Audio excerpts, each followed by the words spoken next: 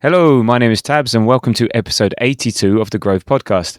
Now, I hope you're all doing very well and I hope that your week has been going well and that you've actually managed to recover from actually celebrating some goals, celebrating the many goals that we got last night. So I hope you enjoyed that like most Arsenal fans. Well, I suggest all Arsenal fans did. And joining me to talk about, yes, that 7-1 and yes, that is 7. SEVEN, as the Vidi printer used to display in the days, and well, look it up, kids, if you're not sure what I'm talking about. Is Ian of Ask Cannon Picks fame. Ian, how are you? You recovered from last night's shenanigans? I am. I'm in great form, although I have to say I am slightly fuming that we scored 7 goals, and in our last episode I predicted that Kieran Tierney would get a hat-trick, and that didn't materialise, so I'm a little bit disappointed in that, but in general, in great form, yeah. Very good, very good. Pleased to hear it. So in today's show, as I say, we're going to review, relive, and just enjoy the 7-goal humiliation of PSV, which actually equalled their biggest ever home defeat in their 90-year history, apparently. And there's going to be lots more crappy stats like that throughout this episode. And you know, it may not have escaped you that we actually played a team last night that left massive gaps in the middle of the park for the likes of Odegaard and Rice and the rest of the team to sort of run riot in and to run through.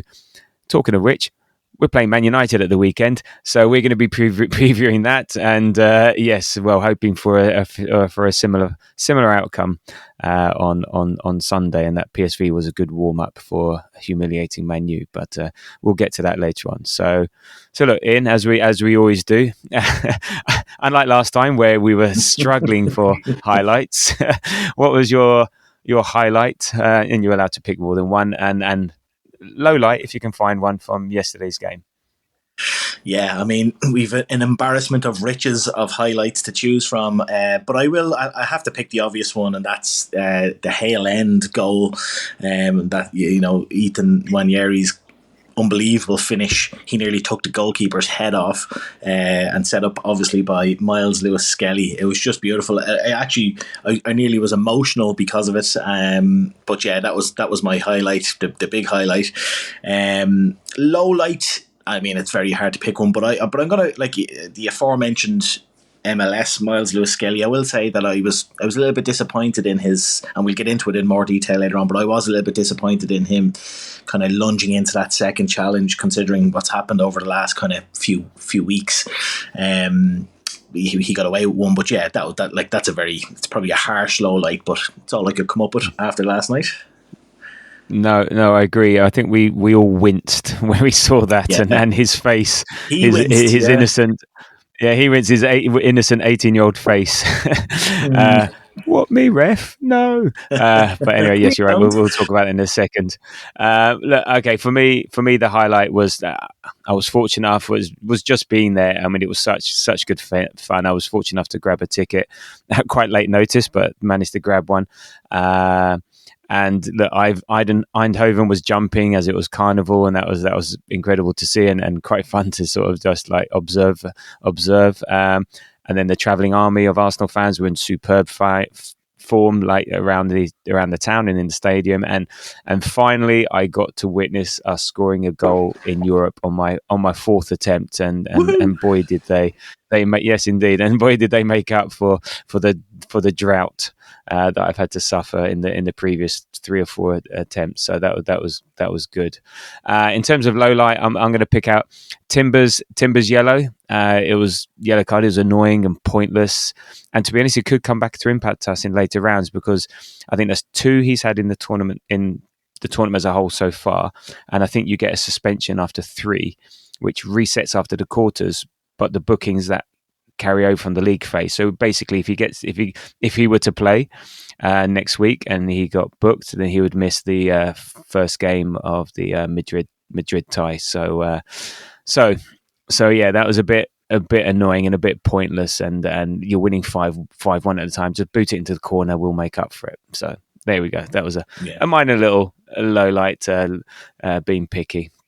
Okay, so in terms of the lineup, we had Ryan goal, Timber, Gabriel, Saliba and MLS, Rice, Odegaard, Partey, and Nwaneri, Merino and Trossard. So what were your thoughts when you saw that? I mean, did you expect anything different? Did you have any choice? What were your thoughts? No, I think you're right in saying he didn't have. I don't think he has much of a choice. I thought there was a small chance he might not risk both MLS and Wanyeri in such a big game away from home. In a cauldron, as it were, and that he might have thought that the occasion could get to them. But the two boys, should I say, are so good that it doesn't affect them. But yeah, I had no complaints with that lineup. I thought it was the way to go. Yeah, I agree. I thought maybe, again, given the games we've got, so with PSV, then Man United, then PSV, and then Chelsea before the international break, they're going to be playing minutes. You're right. We were expecting. I mean, it was an amazing atmosphere. It's the Champions League. It was cauldron-esque, and you just think maybe just protect the youngsters a bit. Especially MLS has been in the firing line on many fronts, or just been front and center of a lot of what's going on at Arsenal.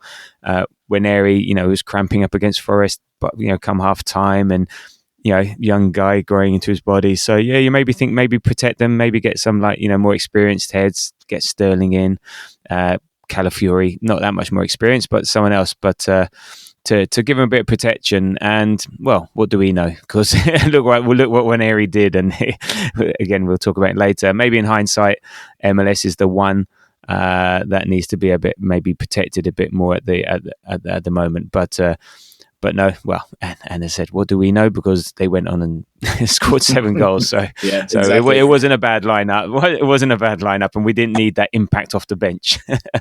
So there we go. So look, what was in terms of it was actually interesting. You look at the stats. We scored 7 goals of an XG of 1.9, and actually, I think we had 15 shots, 8 on target, 6 big chances. We missed 1 big chance, and I'm trying to remember what that one was. Maybe it was the Gabriel header. But PSV went too far behind. But yeah, we were very clinical, and actually in terms of possession, PSV had more. So, but it's a really hard game, I think, to sort of pass from an analytical point of view, just because when you score such a number, when the other team gets deflated and you're just so sort of one-sided in terms of scoreline, there's a lot of things that we did well, and we will talk about that. But from a numbers point of view, it's difficult to really analyze too much. But what was your overarching thoughts on the game, on the performance, and how shocked were you at the result?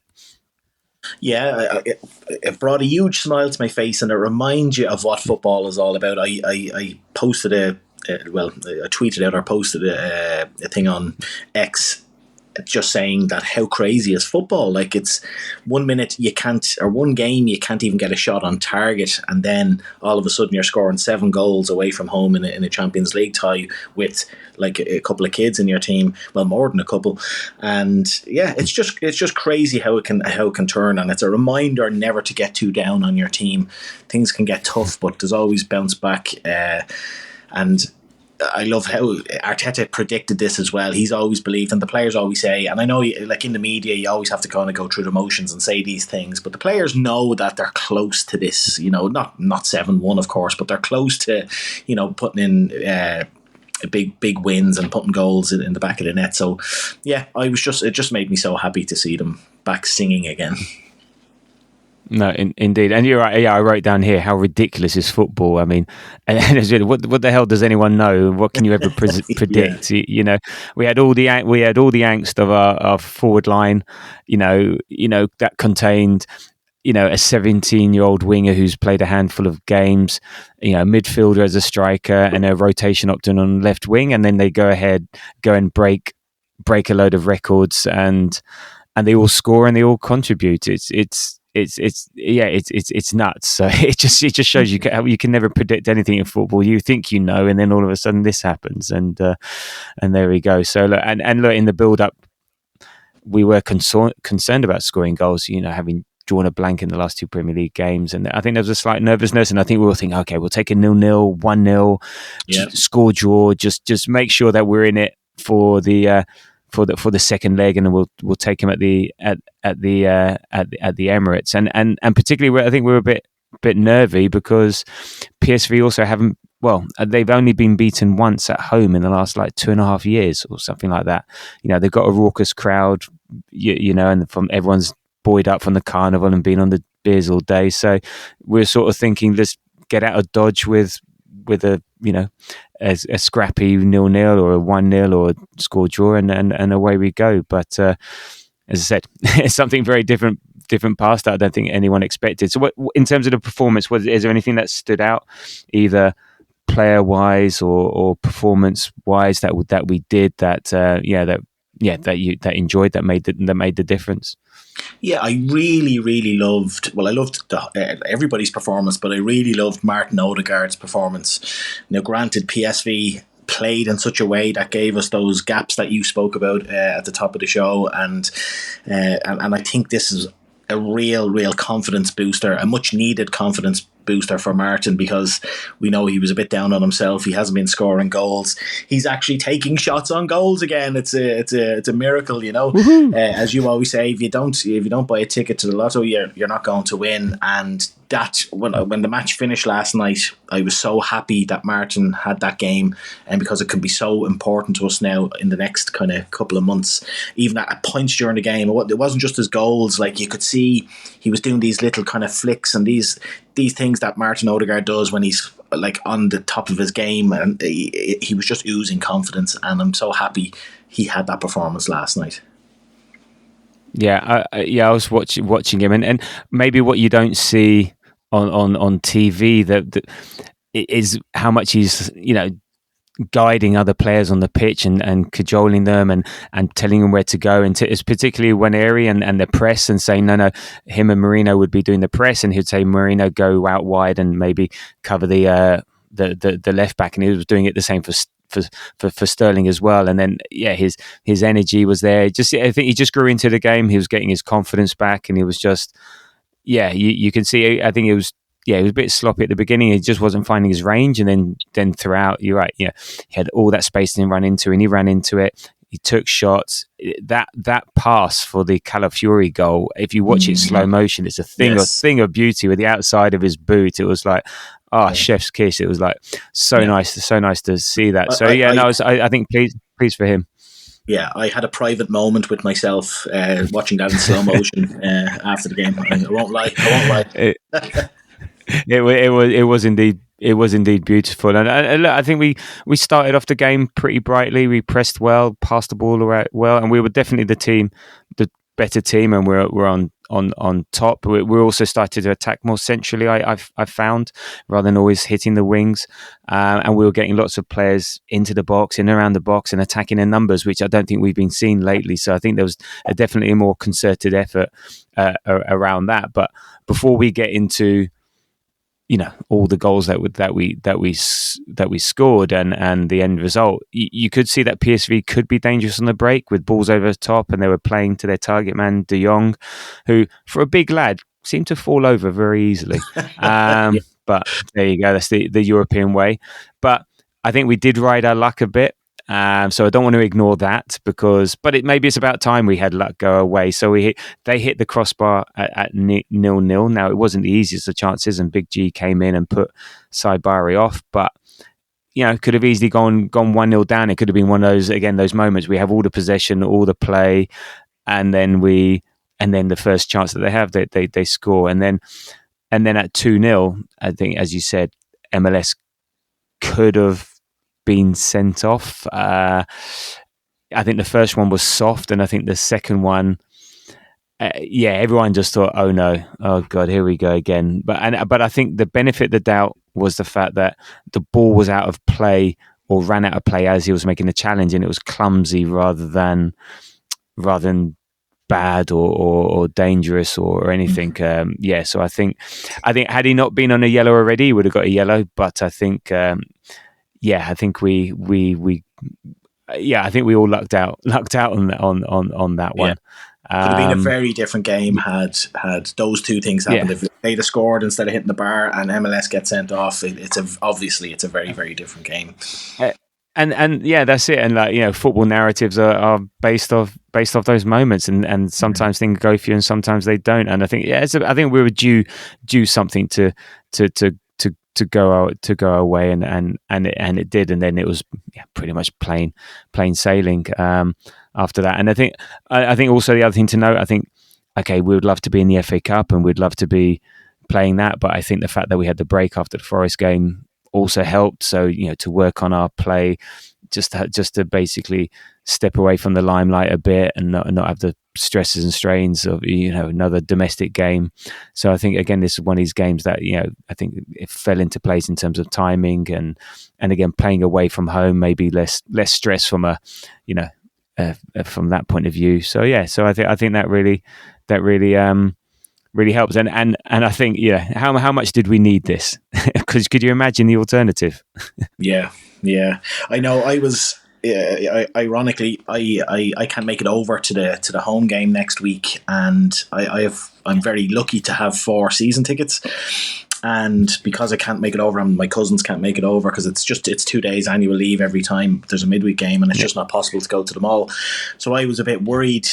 I was trying to sell the tickets before the game last night, because I was thinking, if it goes really bad, you know, if we're 2-0 down or something, you know, people will just have no interest. But now it turns out we win 7-1, and it's still difficult. And no one's got any interest. Yeah, no one's got any interest anyway.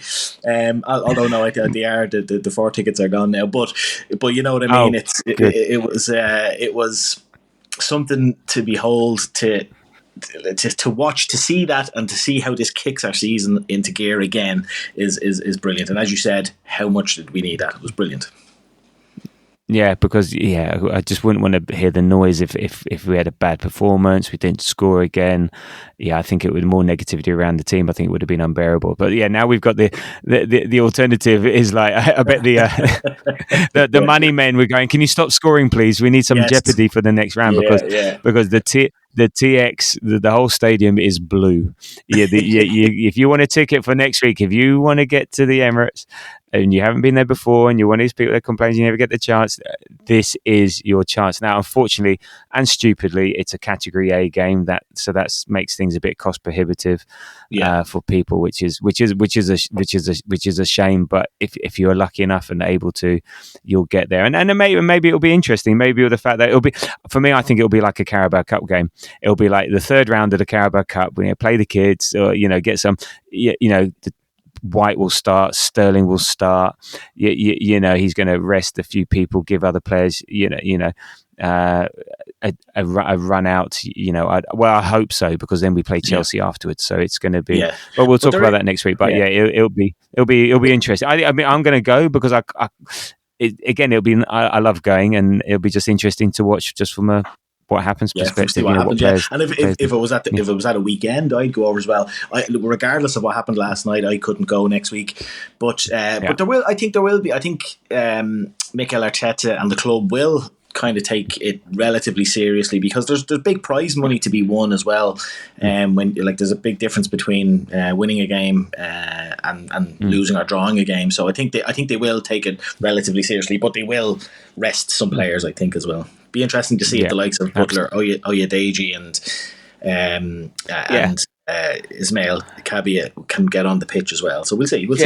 Look, if you can't do it when you're 7-1 up in a 2-legged tie, they will have to score 6. I mean, I don't even want to contemplate it. Don't be speaking it into existence, Tab. Stop. Don't even want to think about it. So anyway, just I said it was a bit of a humiliation for PSV and their boss, Peter Bosz, which is a good name. There's nominative determinism, as they say. Football wise, we had no chance. We were not in our best form. Arsenal played fantastic. We had no chance tonight. We had a plan. I'm really intrigued to know what it was. We analysed them. I want to know what they looked at, and we thought we could hurt them. Yeah, well, you thought wrong, mate. But if you look at how we defended, really poor. So look, even their own manager was sort of admitting that. Yeah, we were too good for them. And did you see Perisic as well? His comments, of ex Tottenham fame, Perisic, saying that he really feels as though that they could beat us and all this kind of stuff. It's it just did not go to plan for them at all. No. At all, not at all. So there we go. Look, you can take the man out of Tottenham, but you can't take Tottenham out of the man. So there we go. So at the first half, let's talk about some of the action in the first half. Look, I think we were the better side. We took our chances well, rode our luck a bit, but deservedly so. So it sort of all started like even before we got into the goals. What were your thoughts on the Odegaard penalty on the ninth minute? I mean, from where we were at the other end, upper tier, we were like going, "That's a Stonewall penalty." But what were your thoughts watching it? Yeah, when it happened live, I thought, God, that has to be a penalty. But when you see it again, not for me. I don't think it is. I think Odegaard kicks the back of the player's leg. And look, of course, we've seen them given before. We saw what happened with David Luiz against Wolves a few years ago. Yeah. And it does happen in the Prem. Even recently, it didn't happen with Liverpool, I think. But for me, that's not a penalty. It shouldn't be a penalty. Okay, right, but we've seen them given. But I think the same. Yeah, I think the same. Yeah, you just want consistency. But there we go. Exactly. It's not hard to get. And then look, we had a goal chalked off for offside from Rice. It was a lovely turn and finish into the far corner, but just slightly offside now. And Rice, I think, is another one who had a really good game.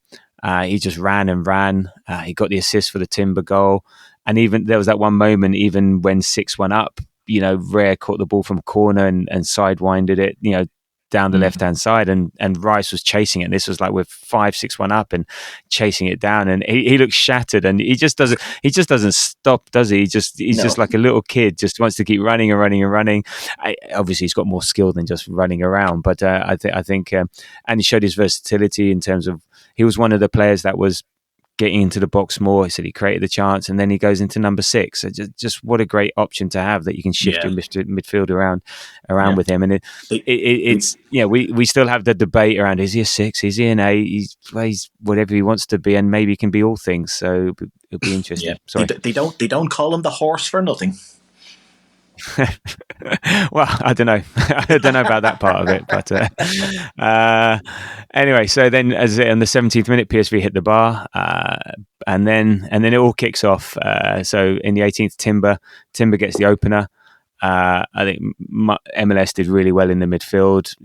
Out to Trossard, and then he played it into Rice. Lovely little chip into the back post, and along comes Timber, former Ajax man, so that was more pain, more pain for the PSV fans. Right time, right place, and along with the last goal, just shows what our fullbacks are capable of in terms of an attacking threat. So maybe that's the answer. Yeah, sod the forwards. Let's get the defenders to score the goals. Let's get the defenders up. Yeah, so that was good. I think Arteta has come up with an absolute genius tactical move that I'm going to call the false 3. He's playing these left backs, or it could be a false 2 as well with Timber. But the way the left backs are going, I think you're right. I think getting the defenders up the pitch is the way forward, while our strikers or our attackers aren't available. It was. I was pointing it out to the people around me. I don't know if they were listening, but what the hell is Timber doing there? What? Look at where Calafiori is. Look where MLS is. Look where Timber is. It's like there was one moment where Timber was our centre forward. He was the most advanced player. There was 2 or 3 times, and I don't know if you were seeing it on TV, but it was if they're maybe looking a bit further in midfield. But he's our most. And he was in the centre. So it wasn't like forward on the wing. No, he was in the middle of the penalty area. It's like, what on earth? And you sort of, it's like incredible that to do that. Just to think of us growing up in the day, like a fullback is just up and down one side, make some tackles, do some crossing, and that's all you ever do. And if you ever ventured into the centre of the centre of the pitch, you'd be told to fuck off. So it's like that's just exactly. So and used to be, was it the old joke about left back in the changing room. So so there we go. But he makes them work, and it makes it so hard to defend against. And what do oppositions do? Do you leave them? Do you go with them? So when it Who do you works pick well, up? it works. Yeah, exactly. When it works well, it works really well. And then on the 21st minute, so again, two goals in quick succession, I think killed off PSV, or it quietened the crowd and sort of was really good to get those two goals. And Waneri, again, we worked it down the left. Trossard again with another pre-assist. So I think he had another good game, and he had a couple of pre-assists. He had. Played a lot to MLS. I'm going to give him. I'm giving him a hat trick of pre-assists because did the he goal, get a hat trick? I'm going to give him that because the goal he scored, the back heel to Calafiori, even though technically it's a 1-2, I'm calling it a pre-assist. He pre-assisted his own goal. Very good. Yes. Yeah, absolutely. There you go. And they are important. They're not stats, but in the build-up, it just shows his the quality he has in the build-up. But then he plays it to MLS, who nice pass into the centre, and Waneri's there to smash it. He arrived and smashed it, high and hard inside the near post, and that was a lovely finish. And again, just another goal in Europe. People are watching. People are talking about Yamal and stuff like that for Barcelona. But this guy's getting in there and doing the business as well on the big stage. He had another good game. We were a bit, as we said, should we protect him, but he went out there and he was being very positive. He took 4 shots throughout the whole game. He wasn't just sticking out wide. He was coming inside, driving forward. It seemed to work better with Odegaard. They weren't getting in each other's way. So, I thought a fantastic performance again, just growing in confidence. And I'm sort of partly thinking that it's almost worth having the season we're having to see Ethan and Miles Lewis-Skelly develop and become first team regulars, because they've got fantastically bright futures ahead of them at Arsenal, and they'll be a massive part of the squad going forward. So, I think that will, whatever happens this season, it will be sort of measured with the rise of Ethan and MLS. Yeah, I agree. And in a few years to come, when Ethan has won the Ballon d'Or, we'll look back at this season, even though we won't go on to win the league. It doesn't look like, unless a miracle happens. But yeah, you're right. This will be the season where we can say, well, do you know what? Things didn't go our way in the league, but we saw Ethan and MLS come through, and the two of those boys are they fill my heart with pride seeing them come through like this, and to grasp the opportunity like this is just like, it's just beautiful, and hopefully they just continue to develop. And hopefully for the likes of, say, like Max Dowman, it shows there is a pathway. If you're good enough, you'll play and things like that. So hopefully there could be a lot of good knock-on effect of those two guys doing so well. And so look, I've got a couple of stats. One of them very pointless. So first one is around Waneri. Only 2 players have scored more goals in all competitions for Arsenal this season, above Ethan, and that's 15 with Havertz and Saka on 9. So Ethan's our 3rd top scorer, this season. So for a 17-year-old, that's amazing. Now here's a pointless stat or two. Waneri's goal, assisted by MLS, is the first time 2 English teenagers have combined for a goal in the Champions League in the knockout stages. and it's the youngest combined age for a goal in the Champions League. Now, I don't know if that's the knockout or Champions League as a whole, but they've got the youngest combined age of goal and assist for a Champions League goal, 35.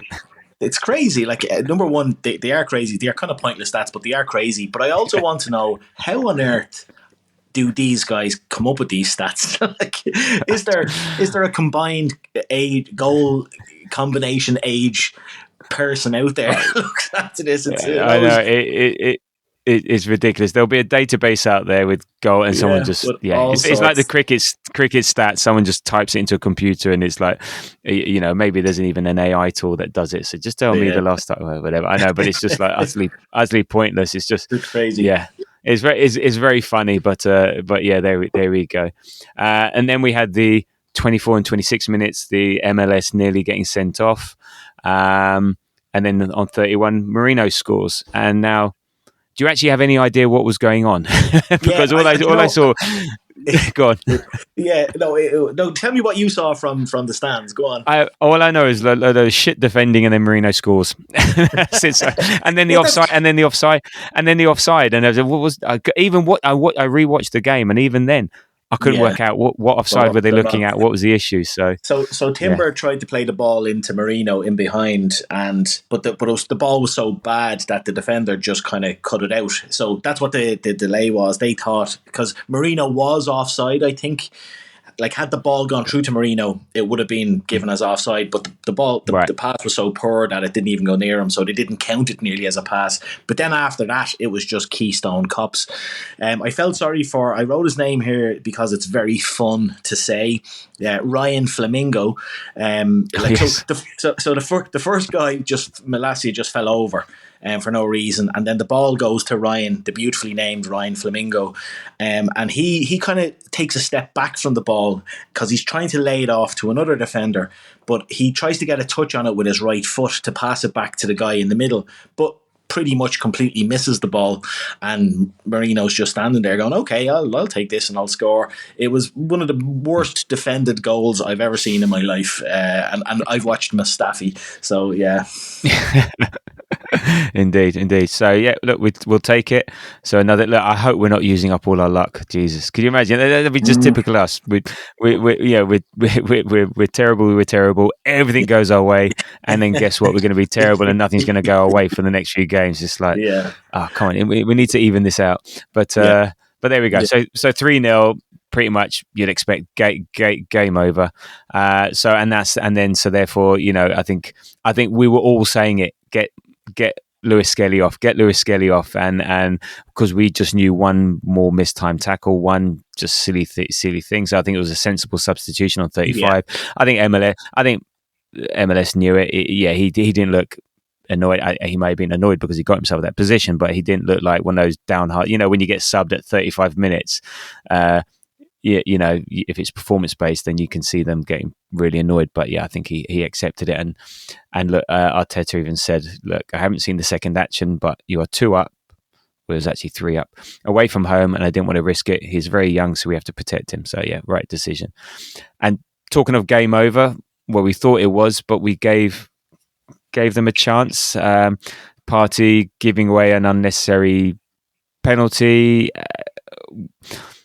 I was 50-50, but I guess, yeah, if you put your arms around someone's neck, as much as De Jong was throwing himself to the floor, you can't not give that. And the referee was looking at it, and so you're never going to overturn it.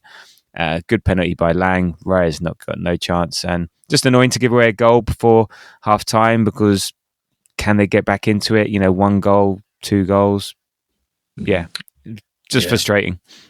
Yeah, and De Jong has the header, in as well, that could have made it 3-2, because you're coasting. There's nothing worse than when you're coasting and you're thinking, God, this could be huge. Now it ended up being huge anyway, and then you just throw a ball into the goal, basically.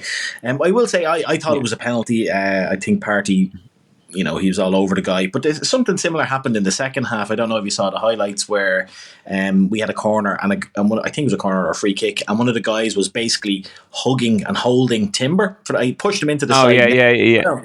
Yeah. So again, consistency. It did make a jot of a difference, obviously, but it's just, again, the consistency. I think I said that if the party wants a penalty, that has to be a penalty as well. Yeah. For some reason they're allowed to sort of do that, but it is what it is. And you're right. They almost made it 3-2. So look, you're thinking, okay, 3-1. Okay, let's not do anything silly. And actually, it was very reminiscent of what happened with Porto, because again we were 3-0 up, and then did we give away a penalty against not Porto, Sporting Lisbon? So yeah, we were 3-0 up, gave one away, so it was 3-1, and thought, okay, are we going to let them back in? And you're thinking second half, and I was just literally just saying again to the people around me, and I was there with Alan saying, look, just shut up shop, don't give away anything stupid, keep it 3-1. I'm not even worried about scoring more goals. And then 47 minutes, Odegaard. So okay, well, let's do that instead. Again, Waneri did really well going down the right, and he put in a low cross. I mean, he hit it hard, and he hit it hard, and the the goalkeeper couldn't do anything else and put it into the path of Odegaard, who, with the help of Declan Rice on the goal line, pointing at the back of the net, saying, "Here, shoot here," and don't miss. yeah, and don't miss this thing here. Shoot now, and he scores. So that takes it to 4-1. But I'm glad. I'm going to give Rice the assist on that one, not Waneri, because had Rice not been pointing, that has huge meme potential. I think that moment, it was very, very funny. And Odegaard, I know obviously like he finished it no problem, but when you look back at the replay, like he put it quite close to the goalkeeper. That could have been like too close to the keeper, but anyway, we won't go down that road. It helped him on his way to his sort of UEFA Man of the Match performance, which I think was well deserved. And then again, cluster goals. 49 minutes, Trossard with his pre-assist goal.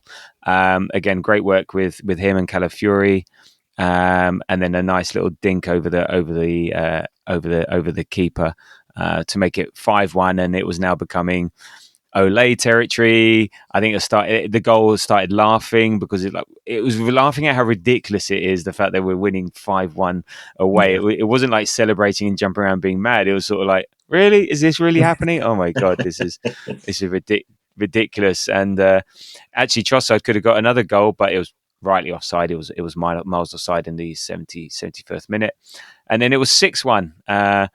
Again, more luck going our way. The more I think about this, I'm thinking, oh god, this is no good.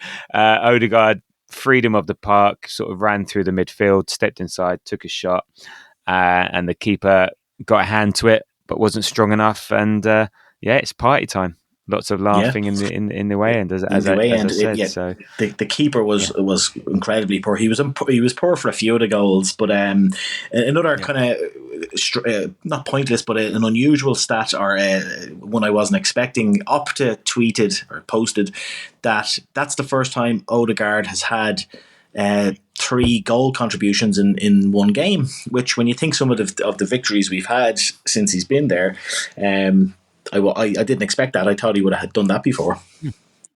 No, absolutely. Yeah, I saw that one as well. Yeah, that was strange. You expect him to be involved more because we've had games where we scored plenty of goals and stuff, and especially last season where we had that run. So yeah, that was bizarre. But good for him. Again, if you don't shoot, you don't score. So there we go. And then I think for me, the pick of all the goals in the 86 minutes.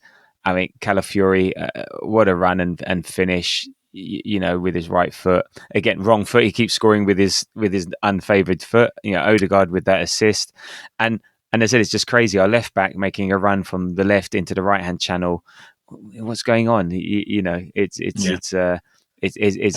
great. He loved that goal. It's a striker's finish. So so there we go, 7, and then we want 8, but unfortunately we didn't get the 8. That's being greedy. But yeah, so fantastic performance all round. I mean, that's the tie over and done with. And some more stats, in scoring 7 goals, Arsenal become the first team in UEFA Champions League history to score 7+ goals away from home in the knockout stages. And tonight was the second time Arsenal have had 6 different goal scorers in an away game, both coming in Europe. So in 1993 against Standard Liège in the Cup Winners' Cup, can you name me any of the 6 goal scorers? Oh God, I know. I always remember the Eddie McGoldrick goal because he very rarely scored. But God, after that, I that's all I'm going to say, because I know you have a few there written down. But yeah, I've got them here. Adams, Campbell with a couple, Smith, McGoldrick, Merson, and Ian Selly. And you know what? Central midfield, Cup winning Cup fame. Yeah, when you asked me the question, I genuinely hadn't seen those names, but all I remember is McGoldrick, because I think he scored probably 2 goals in his Arsenal career or something. But that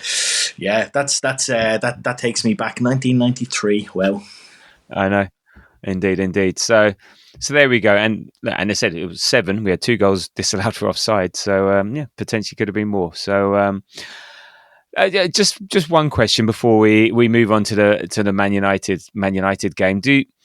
as I said, there's been a lot of negativity around the club. I mean, like, we don't score, a goal for 2 games, and everyone's catastrophizing, and it's sort of like doomsday scenarios. And look, not rightly so, but you can criticize the club, and I think we discussed in our last pod. We say, well, how did we get here? Why are we here?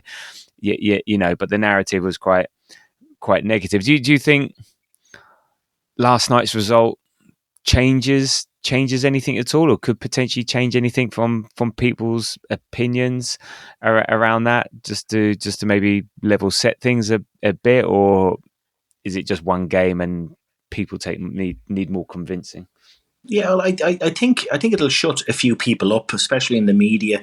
It's gotten to the point in the media, especially with Sky Sports, where they're unlistenable to. I think the way they go on, and especially now, of course, we all think of our own club, and I would, and a lot of Arsenal fans would say Sky are very anti-biased. Well, I say Sky, I mean Neville and Carragher, essentially. But I think this is kind of a sit up and notice situation. Of course, we've just gone a couple of games without scoring in the league. But the team has been thrown into this situation. You can't just lose 4 of your strikers or 4 of your attacking players and just go out, continuously and just score goals left, right, and centre. Of course, it was going to take a bit of time for us to get used to that. With the Leicester game, you could say we didn't get lucky, but it wasn't a great performance. But we got the 2 late goals. Then we had the loss against West Ham, and then we had the draw away at Forest. It's going to take time. Now, we might not score in the next game. Well, we're away to Man United. Anything can happen in that. But I just think the last night will change a few people's perceptions, and rightly so. And I think people need to give Arteta a lot of credit for believing in them, keeping them going the same way. We were all screaming and shouting for different formations. At one stage, I'd lost my mind and said Sterling should be starting again. So, it's, I think people will perceive us a little bit different after last night, for sure. Yeah, I mean, look, I don't want to get carried away. PSV were not great, and maybe that's partly their form, but also how we performed was a massive part of making them look bad. And I think you need to enjoy these moments and appreciate the club, on nights like this. I said, not going to get carried away, but there's been a lot of negative discourse around Arteta, and all of a sudden Arteta out is sort of trending and stuff like that. And me personally, I don't get it.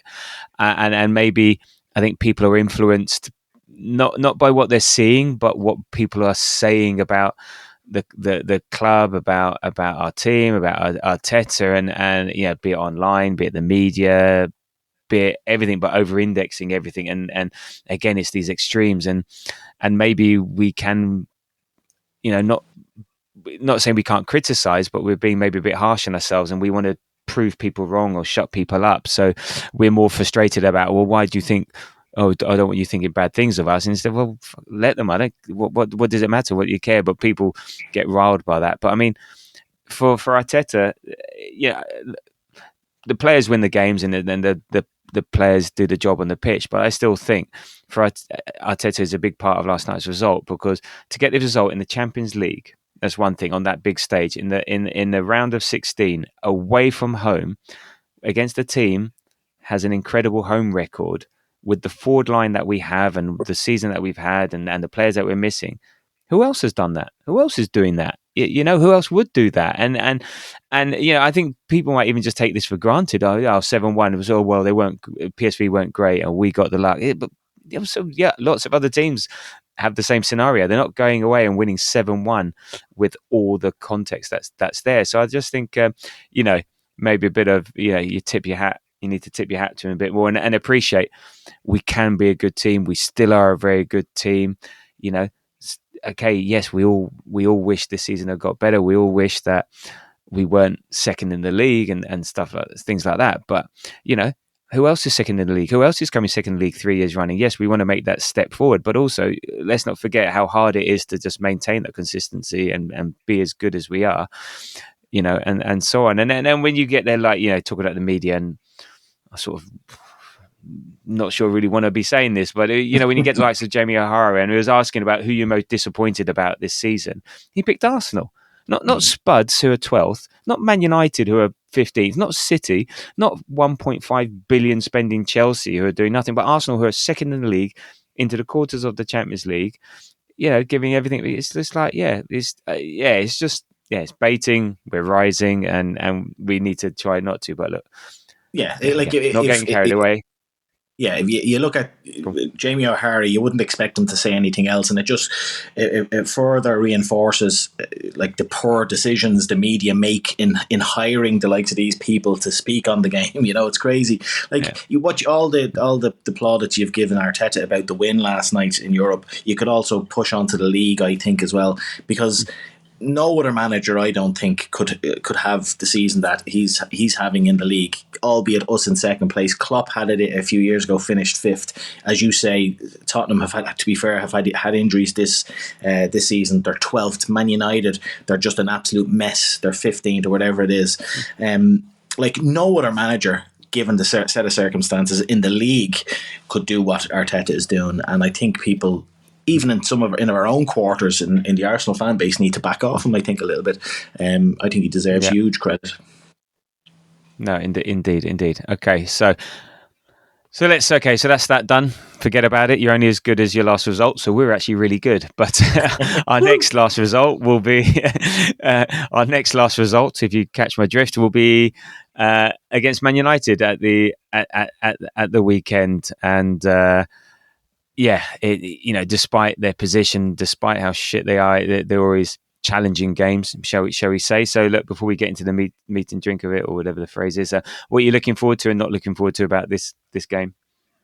I'm looking forward to hopefully just continuing on the confidence that we showed against PSV. Just go out. You have it written down here, and I fully believe it, because I think we do it every season against Man United. Don't play the badge, play the team. They are dog shit. They're so bad at the moment. So I'm looking forward to hopefully us going out and just pushing them aside and taking care of business. What I'm not looking forward to, and this is a kind of a funny one, my brother is a big Man United fan, and we had some ding dongs over the years. This is going back to the Roy Keane, Patrick Vieira days.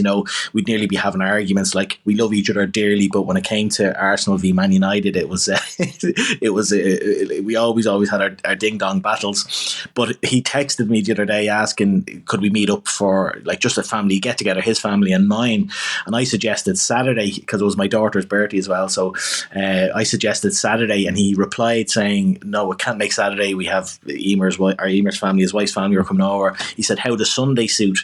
And he didn't realise, he didn't cop on that the match was on.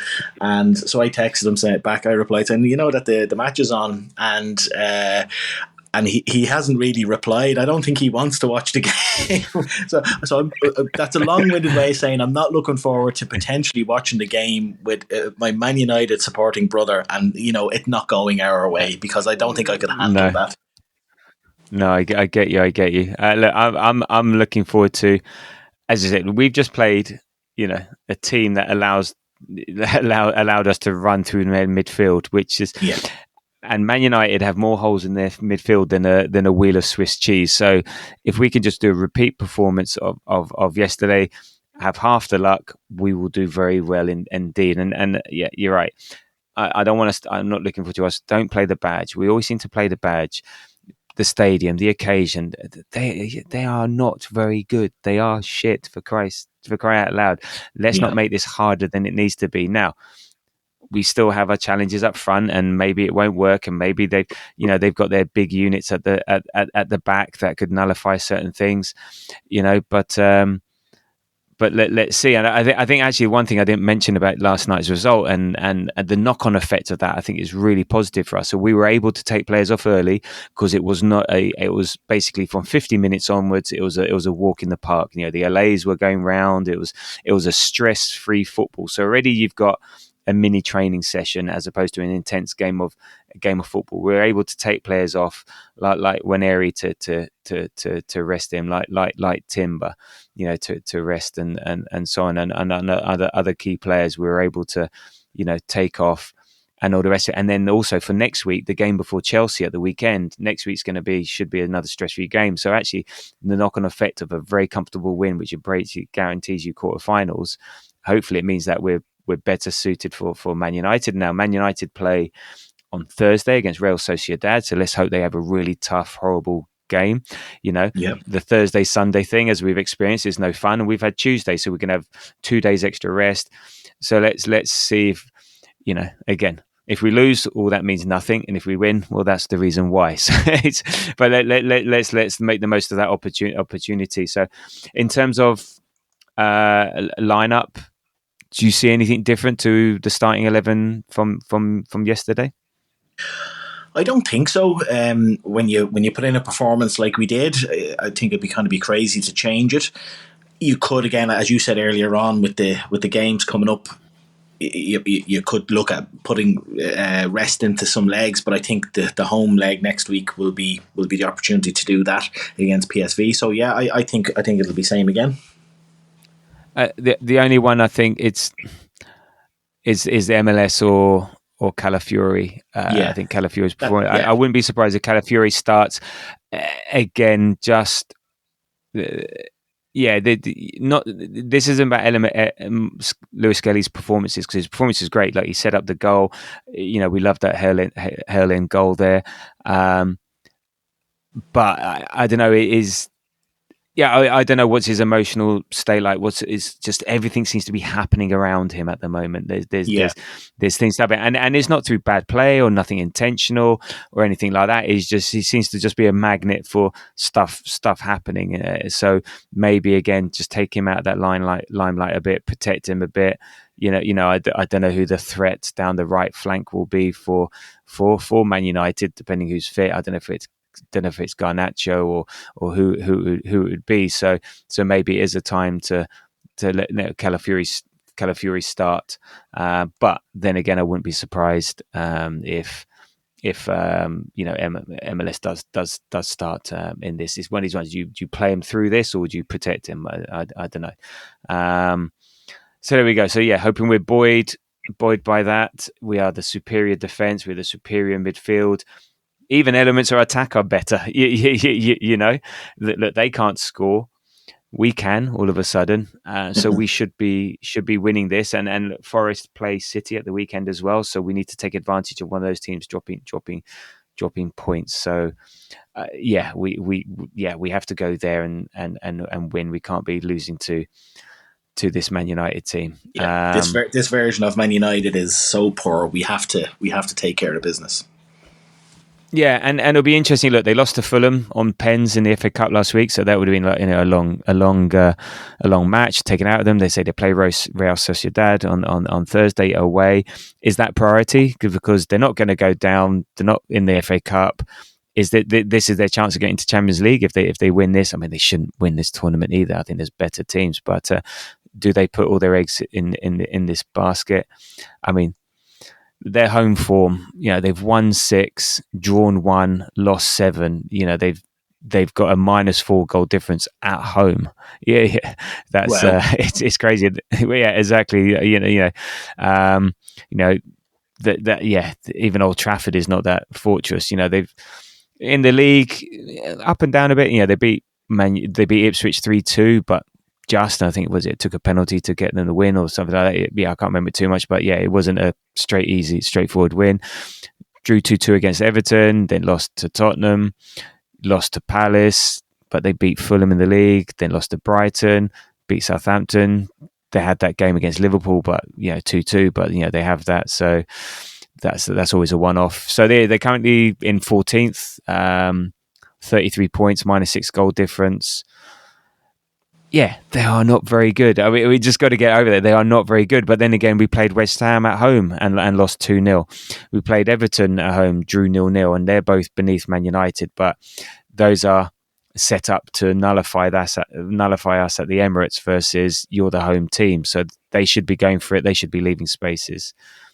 The one thing I can say is that they've got a pretty bad injury crisis compared to us, and like Mainu's out, Martinez is out, Ahmad out, Shaw out, Mount out, Evans might be out, and some guy called Bayindir. I have no idea who he is. Maybe doubtful. And and then apparently Maguire and Ugarte also ruled out of the Sociedad game. So yeah, I mean, we should be winning. If I mean, look at that. Yeah, if ever there's an opportunity to kind of put a mark on a game at Old Trafford, it's this weekend. Yeah. Yeah, and look, they can't score goals. I mean, their top scorer is Amad Diallo. He's out. Rashford, so he's got 6. Rashford, then you got Fernandes. So Fernandes is a threat. So Fernandes can be a threat. He can be good, and he's their one-class quality player. But Marcus Rashford is their 3rd top scorer with 4 goals. Garnacho is their next best with 3 goals, and he's out. Oh no, not Garnacho. Sorry, Garnacho and Xerxes with 3. Then you got Martinez with 2. He's out, and where they get goals from, and with our defense, anything can happen. But we should do it. So yeah, we'll see. So what is your prediction for what will be, I'm sure, an unnecessarily stressful, tense game? I'm going to go with a Kieran Tierney hat-trick again. No, I'm joking. Yeah, please do. You predict that and we get 7-1 every time. I'm taking it. Yeah, exactly. Yeah, I say Kieran Tierney hat-trick. I'm going to go. As soon as you asked that question, the scoreline 3-1 flashed into my head. So I'm just going to go with that 3-1 to Arsenal with a Kieran Tierney hat-trick, obviously. With the Kieran Tierney hat-trick. Maybe that's the one. PSV. If he starts against PSV, he might PSV next week. That's when he's going to get his hat-trick. Yes, maybe. We're playing left wing. Left wing. 2-0. Again, just history says, let's hope we break history this time. But last year when we were killing teams away from home, and they were just as bad, and we struggled with a 1-0 win. But let's see. I'll go for 2-0, but I will take a scrappy 1-0 all day of the week. But let's hope for a 2-0 stress-free. If we could have a game like we did last night against PSV, where we're just laughing and enjoying it and so on, that would be great. But I think we can go at this full tilt. Yeah, I would pay good money for a repeat of a similar scoreline to last night. Yeah, we're asking for a lot here, but still, it would be hilarious. These things happen, but yeah, we can go full tilt because we don't have to worry about the PSV we don't have to save ourselves for that. So I think let's give it what we can, and let's see what happens. Okay, so there we go. Okay, we're under the hour mark, so I'm quite pleased with that. Yeah. So look, Ian, let people know where they can find you online. People will find me on all the social media platforms at ArsCannonPics, where I ask you to send me pictures of your cannons when you're on holidays or anywhere in the world. Send them in to me and we'll give you a shout out. Very good, very good. Okay, and you can follow The Grove on Blue Sky and Threads, mainly at The Grove AFC. Send us a message, like, subscribe, all the usual stuff. And look, the next show will be after the Man U game, pre the PSV second leg friendly next Wednesday. So there we go. So just leaving me to say thank you, Ian, for your time today. It was a pleasure talking to you. Yeah, you too. Thanks, Tabs. And I'm just looking at that PSV second leg preview. All the podcasters are going to have their work cut out trying to pick the starting 11 for that game. I'm looking forward to seeing how that goes. But yeah, thanks very much for having me. It was a pleasure. Thanks, Tabs. No worries. Always a pleasure to have you on. And look, until the next time, from boring Arsenal, come on, you Gunners. Everywhere we go, stadiums are